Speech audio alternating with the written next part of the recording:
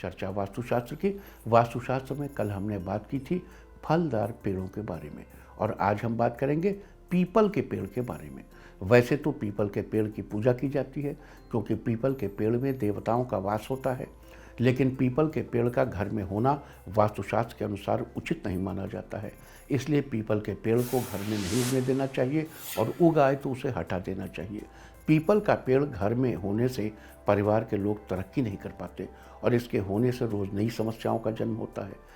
People के पेड़ को काटना नहीं चाहिए, ऐसा करना अशुभ माना जाता है।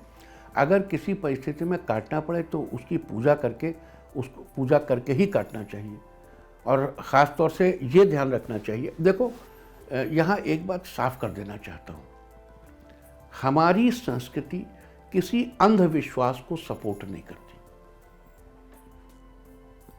सबसे पहले अपने दिल में जमा लो कि हमारी संस्कृति किसी अंधविश्वास को सपोर्ट नहीं करती, और हमारी संस्कृति हर चीज़ जो कहती है उसके पीछे एक 200% साइंटिफिक रीज़न होता है।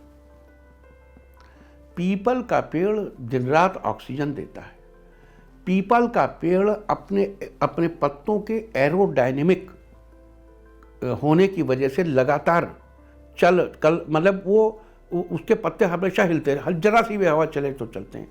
वो एक पाइजो इलेक्ट्रिसिटी पैदा करते हैं, एक ऐसी इलेक्ट्रिसिटी जिसके पीपल के पेड़ के नीचे खड़े होने से वो आपकी नेगेटिविटी को चूस लेता है।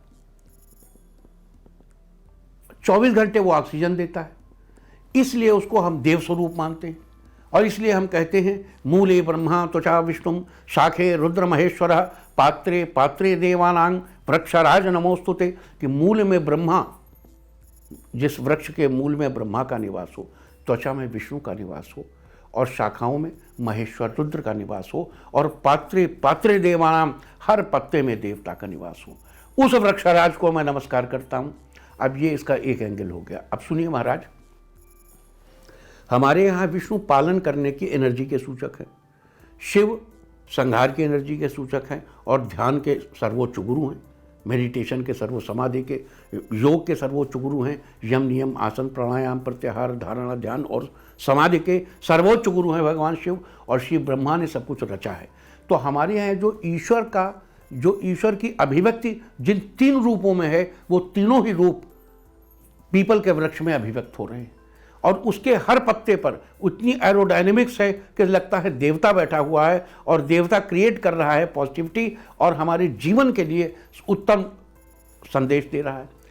ये सारी चीज़ें पीपल के एक डेवलप्ड पेड़ के लिए इसलिए हैं कि लोग पीपल के पेड़ को न काटें अज्ञानवश या भूलवश। लेकिन अगर पीपल का पेड़ घर में उग गया हुआ तो उसको उखाड़ के कहीं बाहर लगा देने में कोई दिक्कत नहीं है भाई। ये मत डरो कि पीपल के ऊपर ब्रह्मदेव हैं तुम्हारे ऊपर चढ़ बैठेंगे। Nothing and nothing like that.